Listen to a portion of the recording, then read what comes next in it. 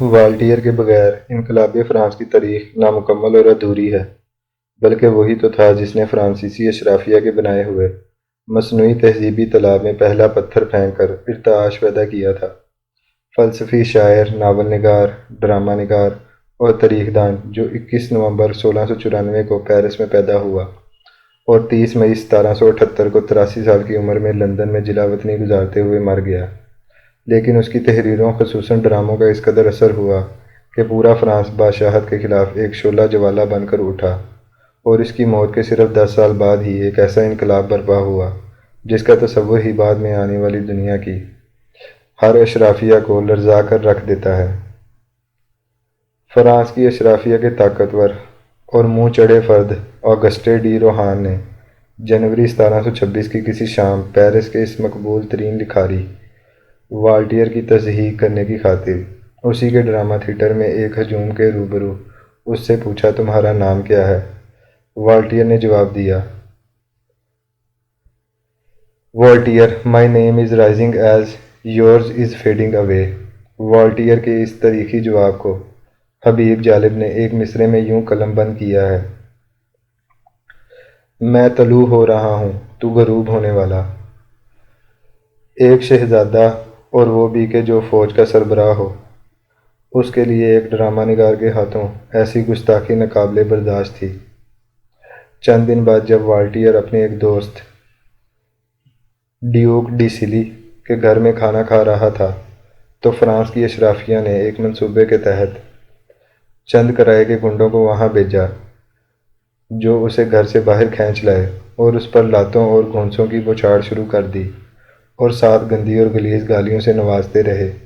سڑک کے پار فرانسیسی فوج کی خفیہ ایجنسی کا ایک ذمہ دار آفیسر شاندار قسم کی بگی میں بیٹھا اس تمام تماشے کی نگرانی کر رہا تھا۔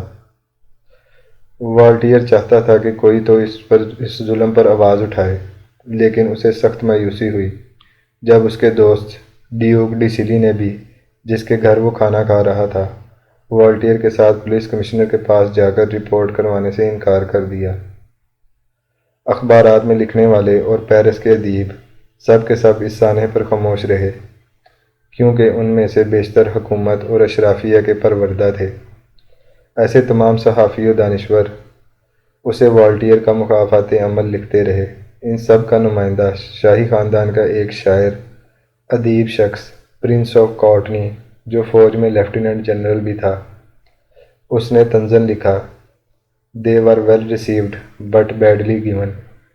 ٹھکائی اچھی ہوئی ہے لیکن برے طریقے سے کی گئی ہے۔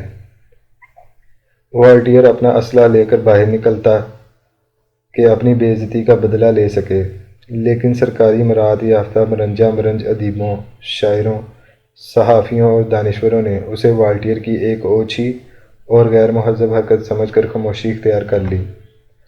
لکھنے والوں کی اس خاموشی سے روہان کو بہت حوصلہ ملا اور اس نے بادشاہ لوئی 15 سے والٹیئر کی گرفتاری کا حکم نامہ حاصل کر لیا اور اسے 17 اپریل 1726 کو پیرس کی مشہور بیسٹائل جیل میں قید کر دیا گیا۔ 2 ہفتے بعد اسے اس شرط پر رہا کیا گیا کہ وہ فرانس چھوڑ کر برطانیہ میں آباد ہو جائے گا۔ ایاز امیر خوش قسمت ہے کہ اسے پڑنے والے تھپڑوں کا درد ہر لکھنے والے نے محسوس کیا ہے۔ بہت کم ایسا ہوتا ہے کہ کوئی درد اور دکھ ایسا ہو کہ وہ آپ کو اپنا دکھ محسوس ہونے لگے۔ جس وقت اس واقعے کی تفصیلات ٹیلی ویژن پر آ رہی تھیں تو ایک ایک لمحہ مجھ پر ایسے بیت رہا تھا جیسے کسی نے ایاز امیر کو نہیں مجھے گاڑی سے نکال کر مارا ہو۔ ایاز امیر سے 1000 اختلاف کیے جا سکتے ہیں، لیکن اس کی سچ کے ساتھ وفاداری اور حق گوئی کا احترام نہ کرنے والا شخص دنیا کا متعصب ترین شخص ہو سکتا ہے۔ ایسے متعصب افراد کے لیے فارسی والے ایک محاورہ بولتے ہیں، یعنی آنکھ کے اندھے بینائی بھی ختم اور ذوق سے بھی تہی۔ وقت نے ایاز امیر کو اس ملک کے مسائل سے مکمل آگاہی کے لیے کیسے کیسے ماحول سے گزارا اور کیسی کیسی انگیٹھیوں کی گرمی میں رکھ کر کندن بنایا۔ ایک رکن اسمبلی کے گھر پیدا ہونے والا اپنے علاقے چکوال کی عمومی روایات کے مطابق فوج میں چلا جاتا ہے۔ ایک غیر مطمئن افسر پھر وزارت خارجہ میں آ نکلتا ہے۔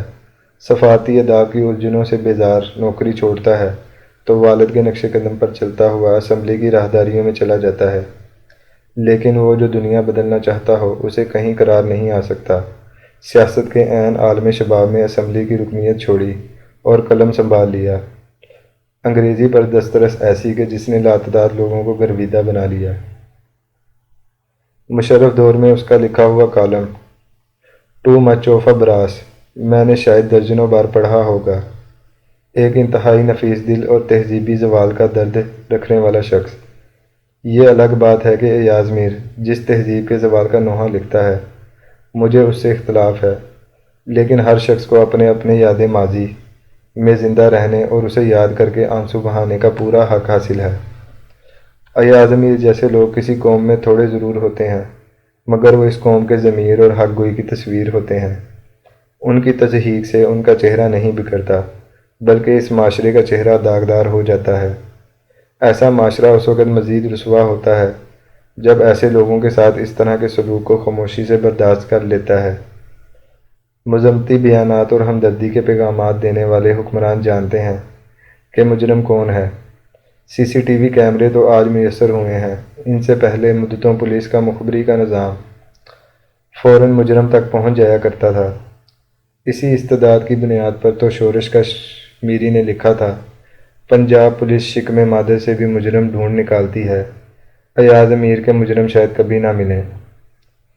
جس ملک میں دن دہاڑے قتل کرنے والوں کے خلاف کوئی گواہی نہ دے، وہاں رات کے اندھیرے والے مجرموں کی کون شناخت کرے گا؟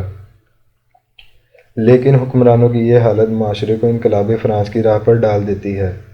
جس روحان نے والٹیئر کو قید اور ملک بدر کروایا تھا، وہ والٹیئر کی تذلیل پر عوام کی مجرمانہ چپ کی وجہ سے اس قدر شیر ہو گیا تھا کہ ایک دن جب کسی شخص نے اس سے شکایت کی کہ پیرس شہر میں لوگ بھوک سے مر رہے ہیں، تو اس نے تنک کر جواب دیا، شہر میں اتنی گھاس ہے، لوگ وہ کیوں نہیں کھاتے؟ مگر جب بپھرتا کھولتا ہجوم ایک بڑے چھرے یعنی گلوٹن تلے گردنیں کاٹ رہا تھا، تو ایسے میں اسی روحان کو جب پکڑ کر چبوترے پر لایا گیا تو پہلے اس کے منہ میں گھاس بھری گئی اور پھر اس کی گردن کاٹ دی گئی۔ تاریخ اپنے عظیم کرداروں کی وقتی طور پر تذلیل تو برداشت کر لیتی ہے، لیکن ایسے لوگوں کو ہمیشہ زندہ رکھتی ہے اور ظالموں سے مسلسل نفرت کرتی رہتی ہے۔ واقعہ کربلا کا ایک مظلوم کردار سیدنا امام حسین کی بیٹی سکینہ کا ہے، جس کے چہرے پر تمانچے مارے گئے تھے۔ مصطفیٰ زیدی نے اس سانحے کو جو استعارہ دیا ہے وہی اصل ہے اور اسی کو دوام ہے۔ جس ہاتھ سے تھپڑ پڑے وہ ہاتھ ایک کردار تھا، عارض سکینہ کا نہ تھا، تاریخ کا رخسار تھا۔ ایاز میر کا چہرہ اس ملک کی تاریخ کا روشن چہرہ بن چکا ہے۔ ایسے چہروں کی روشنی میں لوگ ایک دن تذلیل کرنے والے ظالم کا ہاتھ ضرور کاٹ دیتے ہیں۔